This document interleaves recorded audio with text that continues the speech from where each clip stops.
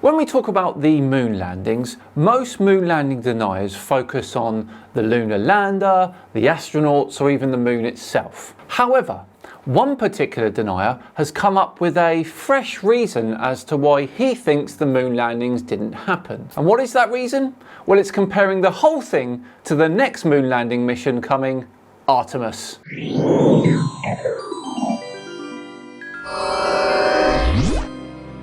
Hello all and welcome along to another episode of Tinfoil Tuesday with me, Simon Dan.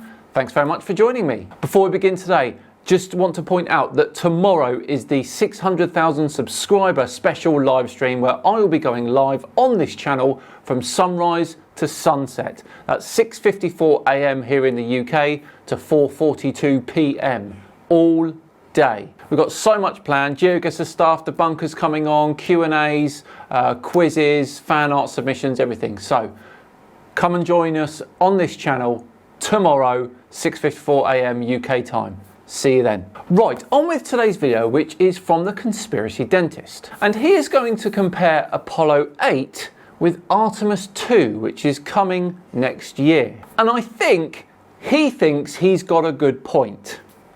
Let's find out, shall we? Hey guys, this is the Conspiracy Dentist, and today we're going to be talking about another proof that the moon landings were fake. We're going to compare the Artemis 2 to the Apollo 8, or the Artemis 2 mission is going to just fly around the moon. This is not going to happen anytime before September of next year, at the earliest. But Apollo 8 already did this. In fact, they did exactly what the Artemis 2 is going to do, faster, and they did more things. They orbited the moon, and they got way closer to the moon, and they did all this with a rocket that was inferior, and it weighed more. The rocket is sort of irrelevant. It's there to get the craft in orbit, that is all. As long as the thrust-to-weight ratio is better than 1, then you're all good. And actually, the Saturn V rocket had a thrust-to-weight ratio of around 1.26, where the SLS system has a thrust-to-weight ratio of about 1.52. So there isn't really a lot in it. So how is this possible? But let's look at this in a little more detail. Artemis 2, they're going to send 4 astronauts. It's going to take 10 days. It's probably going to be more like 11 or 12 when it happens. No earlier than September of next year. It's going to be a flyby, meaning they're not going to orbit the moon. They're going to go in the SLS rocket, Space Launch System. This is the capsule right here, the Orion capsule. But the deal is mission duration 21 days. It's going to take them 10, probably 11 or 12 days to get to the moon and back. So they talk about going to the moon and beyond. Well, they're going to be using 10 days to get to the moon and back. So I don't think they're going to be going to Mars on this thing. So I guess the only other option they would have is like maybe go a little further than the moon and maybe check out some asteroids or something. Yes, this is the potential for the Orion capsule, not specifically the Artemis 2 mission. Remember, Artemis 3 will probably be more like 30 days, so they will need to improve on this. But it's really not going to be good for anything except going to the moon and back. And how does it compare to the Apollo 8 mission that was done in 1968? This is when I was born. I was born in January of 1968, so this thing is like, this was like 56 years ago. Okay, and what did Apollo 8 accomplish? They launched in 1968, December 21st. This was a 6-day mission, and it only took them 68 hours to travel to the moon. Let's compare that with, so 68 hours is like 2 3/4 days.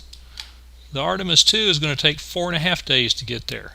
Okay, there's a couple of reasons for this. First off, the Artemis mission will be doing a high Earth orbit before the translunar injection burn. Now that's to check out the life support, exercise and habitation equipment. And secondly, Orion is designed to enter a specific retrograde orbit around the moon. Now that requires a more gradual approach, so it can optimize its lunar orbit insertion burn. On top of that, they're also passing the moon by around 10,000 kilometers. And 4.5 days to get back. The Apollo 8 got back in 2.4 days. And they also orbited the moon 10 times. Whereas the Artemis 2 is just going to fly by the moon and that's it. No orbiting the moon. Why? I mean, because the Artemis 3 is supposedly going to land on the moon. So all we're going to do is fly by the moon here. Yep, that is all that is required for this mission. We know how to get into lunar orbit and land already.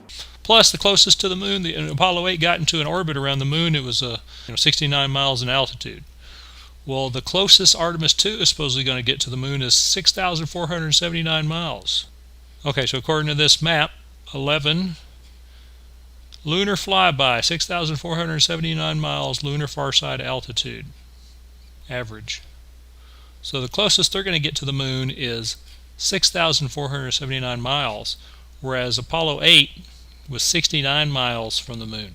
Well, yes, because we'd never landed on the moon at that point, had we? And being in orbit around the moon was essential to land on it back then. So that needed to be tested. The diameter of the moon is 2,159 miles. So 69 miles would be really close to the moon.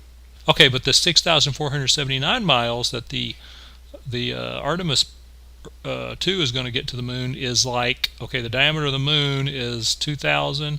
So you're talking here, this is way closer than it's going to get. It's actually going to be 2, 4, 6. It's going to be about this far from the moon. That is obviously not to scale, my friend. If you use the moon here as scale. Whereas Apollo 8 was like right in here.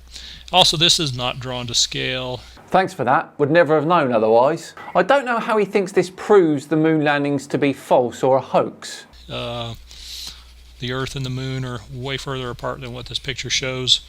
It would be 30 Earth diameters. So this is like 2 Earth diameters. So you can take the moon out about 15 times further is what would look like if drawn to scale. Okay, to look at this again here, Apollo 8, 56 years ago, Apollo 8 went to the moon in 2.75 days. They orbited the moon 10 times, which took 20 hours. They came back in 2.4 days. Artemis 2, supposedly not going to go any sooner than September of next year. It's going to take them 4.5 days to get to the moon, 4.5 days to get back. They're not going to orbit the moon. They're just going to fly by at an altitude of 6,400 miles. Yes, great. And what does this prove exactly? Whereas the Apollo 8 orbited the moon at 69 miles high. This is 100 times further away. The rocket system, they used the Apollo 8 went there with the Saturn V. The Artemis 2 is going to use SLS. The maximum thrust of the Saturn V was 7.5 million pounds of thrust. The SLS is 8.8 million pounds of thrust. And the liftoff weight of the Saturn V was 6.2 million pounds, and the SLS is 5.75 million pounds. Is anyone else getting this? I mean, yes, okay, things are different today than they were, but this doesn't prove anything other than things and technology changes. So they had a much more powerful rocket that weighed less, and it's going to take them twice as long to get there, and they're not even going to orbit the moon. Well, it's not much more powerful, the SLS, than the Saturn V. A bit more powerful, yes. The key here, though, is the trajectory to the moon. As I said, Artemis is taking a much different route to the moon than Apollo did. Apollo sort of forced its way to the moon using more fuel and higher speeds, whereas Artemis is taking a more gradual path, meaning not only does it have to go a bit further, but it's also under the influence of Earth's gravity for longer. And that slows the craft down quicker. And the closest they're going to get is 100 times further away to the moon. And plus, we've also got navigation systems. Back in the 1968, the Apollo, they had a sextant, which was basically what people in boats used. They look at the stars and they measure the angles and they figure out where they're at. Well, and then they enter this information into this computer that they had on board the Apollo 8, which was 1/millionth of the computing power that they have nowadays.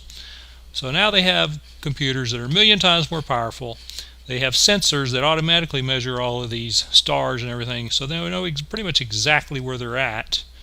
And the closest they're going to venture to get to the moon is 6,500 miles away. You keep saying that, but I don't think it proves anything, buddy. Does this all make sense? Are they being just a little bit too careful?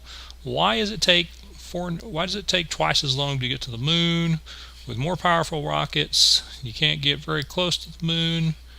To me, this doesn't make a lot of sense. Well, it doesn't make sense to Todd, so therefore it never happened. Really? You're really going with that? There are a lot of things that don't make sense to a lot of people, but those people do not have a monopoly on the existence of the aforementioned things, if that makes sense. I think they really didn't do this 56 years ago. I think they over-promised what they could do, and now they're trying to do it, and this is the best they can do right now, taking it slow and easy because they don't want to kill anybody. But that's what I think. I think this is pretty strong proof that the moon landings are fake. No, this is not proof. This is your poor interpretation of some numbers. That is all. Back then, and that they're really trying to do it now, or else they would just say, "Oh yeah, we're going to get there in 1.5 days." Yeah, if they were faking it now, they would fake it better than what they did 65 or 56 years ago. They would get there faster. They would, fake orbiting the moon. They would do, if they were really faking it this time, which I don't think they are, they would make it look better than what they did back then. Anyway, guys, tell me what you think in the comments below, and please like and subscribe. Thanks. Well, at least he thinks the Artemis is real. There is hope after all. But yeah, I think we've heard enough from the conspiracy dentist today, don't you think? Dear oh dear, what a bit of a fail that was from Todd there. But we're all done and dusted for another Tinfoil Tuesday. Thanks so much for watching. It is truly appreciated, of course. Please do consider subscribing. Tomorrow is the 600k special. More about that in a minute. And of course, if you really enjoyed it, hitting the thumbs up button would be appreciated too. Now, as I said, tomorrow is the 600k live stream special. Please do tune in for that. As I said, we've got so much going on. You cannot miss it. Tomorrow from 6:54 a.m. to 4:42 p.m. UK time. I've been Simon Dan. Have yourselves a great day. And as I said, I'll see you tomorrow for the live stream special. See you then.